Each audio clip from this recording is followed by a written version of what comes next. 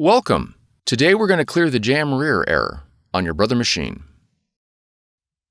This video will cover multiple models and operating systems. Even though your machine may not match the model on the screen, the overall process will be the same.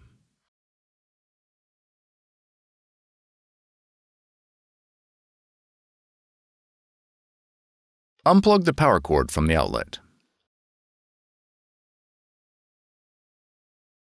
Remove the paper tray. Locate the green levers on either side of the paper cavity and slide them towards the front of the machine to release the plastic flap at the top.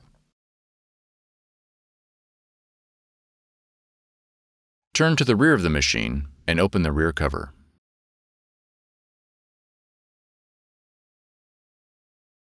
Gently remove any jammed paper with both hands. Insert the paper tray back into the machine. Plug the machine back into the outlet.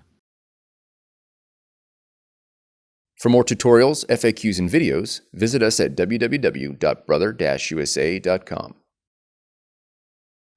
If you found this video helpful, be sure to subscribe.